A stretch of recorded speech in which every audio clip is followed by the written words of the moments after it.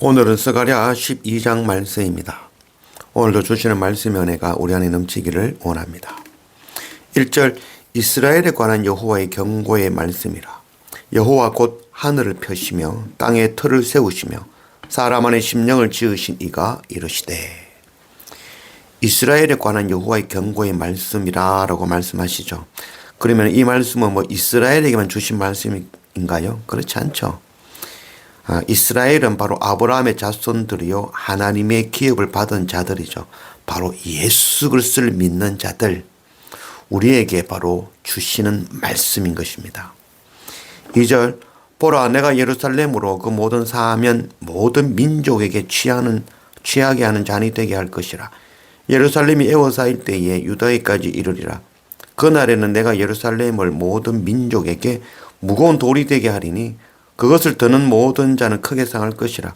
천하 만국이 그것을 치려고 모이리라. 예루살렘은 예로부터 지금까지 끊임없이 분쟁과 전쟁의 장소이죠. 모든 열방의 나라들이 예루살렘을 탐하죠. 취하고 싶어 하죠. 이 예루살렘은 보암직도 하고 지혜롭게 할 만큼 탐스럽기도 한 그런 땅이라 하겠습니다. 바로 이 예루살렘은 하나님의 땅이죠. 예수 그리스도 십자가 고난으로 인류 구원, 바로 하나님의 언약을 성취하신 땅입니다. 이 땅을 빼앗으려는 자들은 무거운 돌이 되어 그들을 오히려 상하게 할 것이다 라고 말씀하고 있는 것입니다. 7절 여호와가 먼저 유다 장막을 구원하려니 이는 다윗의 집의 영광과 예루살렘 주민의 영광이 유다보다 더하지 못하게 하려 함이라. 하나님께서 유다 장막을 구원하시어 다윗의 집의 영광과 예루살렘 주민의 영광보다 더 크게 하실 것이다 라는 말씀이죠. 그날에는 열방에 흩어진 하나님의 백성들이 고난과 시험을 통과하여 유다의 지도자같이 세워질 것입니다. 그렇게 세워진 열방의 유다의 장막이 다윗의 왕가보다 예루살렘보다 더 높임을 받을 것이라는 것이죠. 이 정말 우리에게는 놀라운 말씀이죠.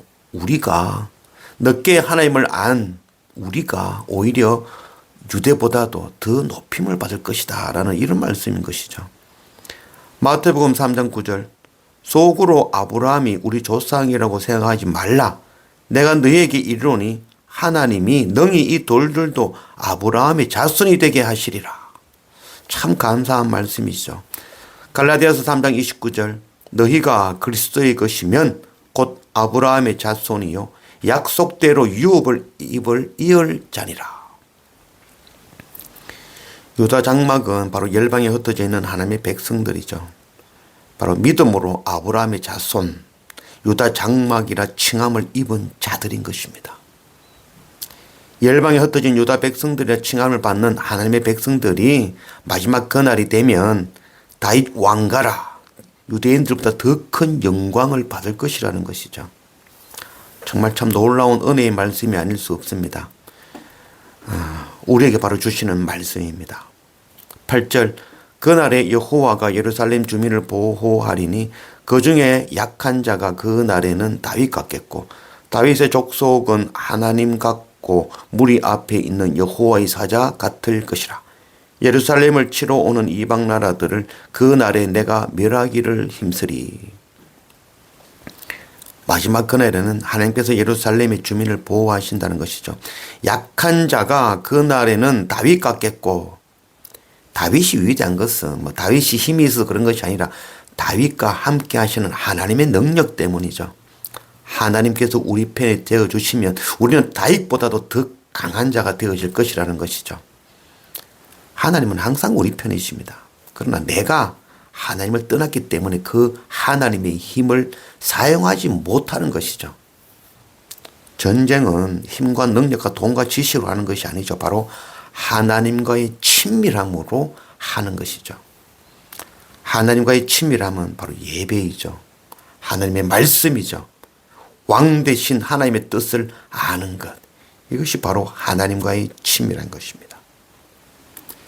10절 내가 다윗의 집과 예루살렘 주민에게 은총과 강구하는 심령을 부어주리니 그들이 그 찌른 바 그를 바라보고 그를 위하여 애통하기를 독자를 통하여 애통하듯 하며 그를 위하여 통곡하기를 장자를 위하여 통곡하듯 하리로다.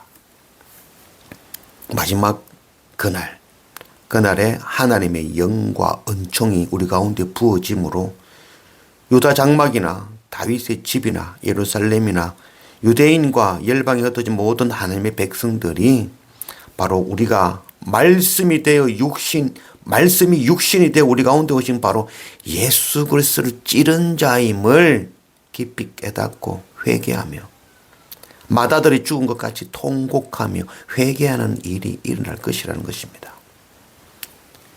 12절 온 땅 각 족속이 따로 애통하되 다윗의 족속이 따로 하고 그들의 아내들이 따로 하며 나단의 족속이 따로 하고 그들의 아내들이 따로 하며 레위의 족속들이 따로 하고 그들의 아내들이 따로 하며 시므이의 족속이 따로 하고 그들의 아내들이 따로 하며 모든 남은 족속도 각기 따로 하고 그들의 아내들이 따로 하리라.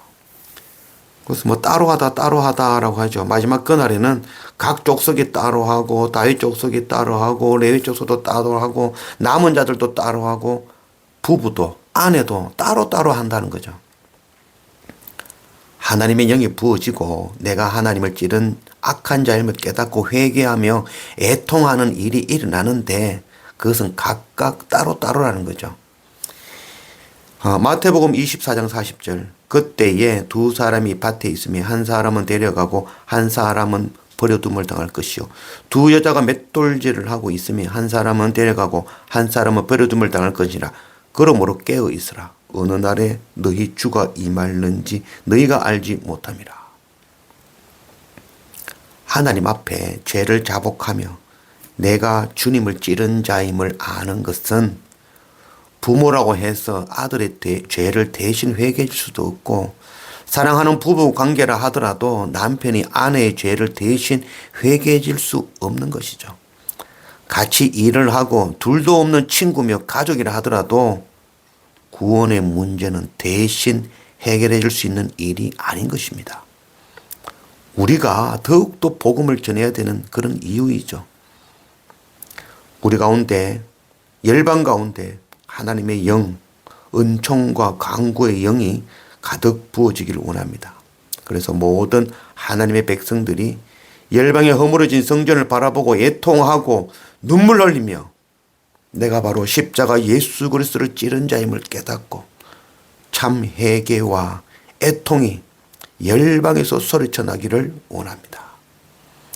내가 바로 예수 그리스도를 찌른 자임을 깊이 깨닫고 회개하는 그런 우리가 되기를 원합니다.